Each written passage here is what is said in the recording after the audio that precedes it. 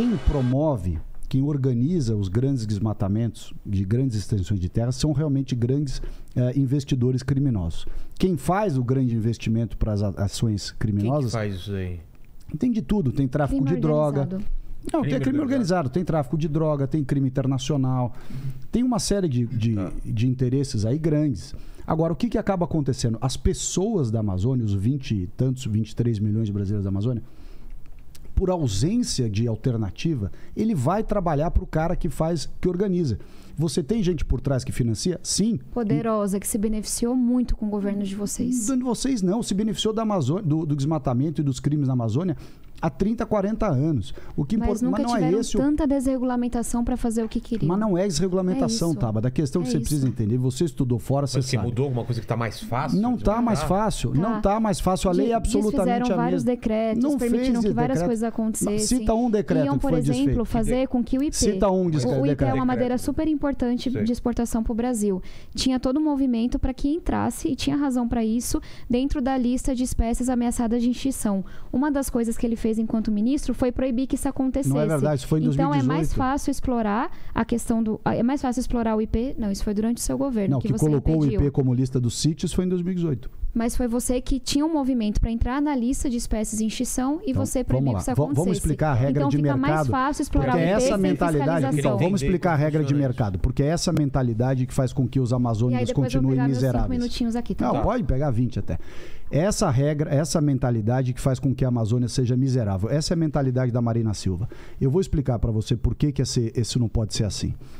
O manejo florestal, o setor de manejo florestal, que é responsável pela manutenção da floresta. Porque você pega numa área, por exemplo, de 20 alqueires, 200 alqueires, tira 10 árvores e mantém todo o resto. Só que o dinheiro que os produtores recebem com essas 10 árvores, que permitem que eles tenham uma atuação ociosa em todas as outras árvores daqueles 20 alqueires, por exemplo, que é um talhão, como se chama. Então você tira alguns espécimes e você tira em geral os mais velhos, porque a árvore também morre, a árvore também estraga. Então tem uma lógica para você identificar quais são os espécimes que podem ser retirados. Então o que acontece? O mercado internacional, que é o maior comprador das madeiras de qualidade, né? A madeira mais barata, com baixo valor agregado, é utilizada no Brasil, especialmente na construção civil. As madeiras mais caras são exportadas para a Europa e para os Estados Unidos. Muito bem. As madeiras mais valiosas, dentre elas o IP, são as que sustentam o produtor rural, o que tem um manejo florestal, para não ter que fazer mais nenhuma outra atividade dentro daquele talhão. Quando vem uma norma radical e diz assim, olha, estas espécies aqui, não foi só o IP, teve outras, essas espécies aqui precisam parar de ser exploradas, o que o sujeito fala? Olha... Não é parar de ser explorada, existe uma fiscalização maior. A lei dos CITES coloca a madeira, você está equivocada. A lei dos CITES, o convenção, lei não, porque é uma convenção internacional. A convenção dos CITES coloca a madeira numa lista de madeiras que não podem ser exportadas. Tá? Ela veda a utilização dessas madeiras. Significa você virar para aquelas pessoas que moram lá na floresta e dizer o seguinte, a única coisa que te dá dinheiro, você não vai poder fazer. Não, deixa eu concluir. Eu estou te respondendo tecnicamente. Se você tiver um argumento técnico, você pode me trazer. Mas é técnico, não narrativa. A lista dos CITES proíbe de exportar, proíbe de negociar, inclusive, essas madeiras. Então, o que acontece na prática?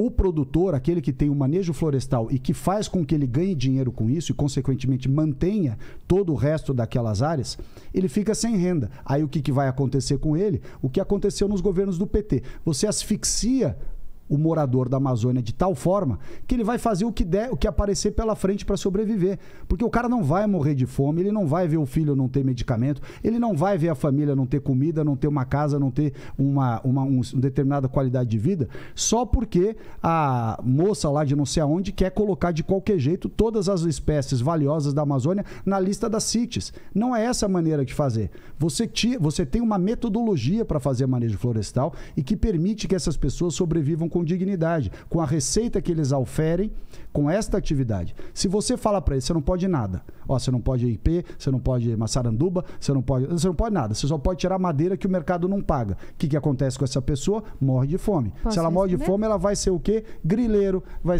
trabalhar em garimpo ilegal, vai trabalhar em qualquer outra coisa que seja permitido, que ela tenha oportunidade de fazer. É uma lei de mercado. A principal diferença entre eu e, enfim, vários ambientalistas que eu admiro, respeito, por quem o Salles tem um grande desrespeito em sua fala, e vocês, é que a gente está olhando para frente, vocês estão olhando para trás. Eu estou olhando para a realidade. Vocês acham que a única maneira do Brasil se desenvolver é desmatando.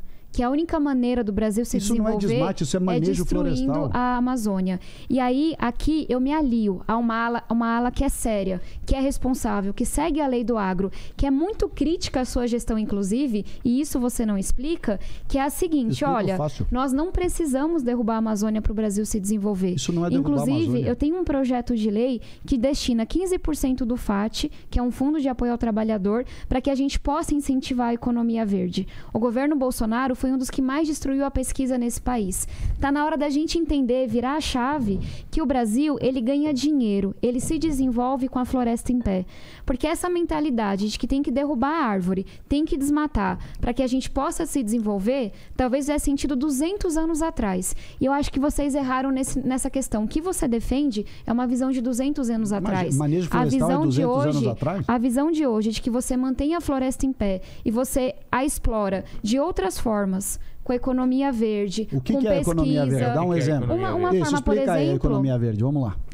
A gente pode falar de energia, mas o que eu acho que faz mais sentido na questão da Amazônia é você falar de pesquisa. Você entrar para a floresta para entender quais são os medicamentos que estão lá, em tantas plantas, árvores que não foram exploradas, que podem trazer muita riqueza para o Brasil. É você, de fato, entender aquela biodiversidade. Você entender todo o avanço tecnológico que está ali dentro. Se o Brasil olhasse para a Amazônia com essa inteligência de entender, tem muita espécie aqui que não está catalogada, tem muito conhecimento que não foi explorado, a gente veria que, por exemplo, tem muito investimento que pode vir da área de saúde, da área de farmácia, que não acontece. Porque, entre outras coisas, é um governo que não valoriza a pesquisa, é um governo que é extremamente violento e aumentou muito a violência na Amazônia. Existia antes do Bolsonaro ou não?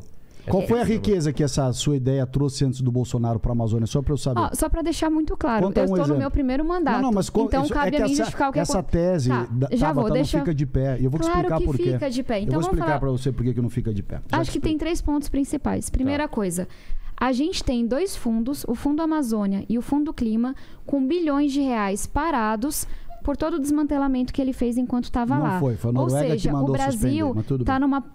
Pela sua atuação, né? Vamos ser bem sinceros e honestos aqui. Pelos esquemas de dar grana para a ONG que não fazia nada. Por isso que, não, por isso é que por a gente... causa da sua atuação. Não é verdade, não. Então, a gente tem um mundo que está olhando para a questão ambiental, que vê um potencial enorme no Brasil e que está disposto a pagar dinheiro para a gente, que pode, inclusive, ser transferido para essa população mais vulnerável para manter a floresta de pé.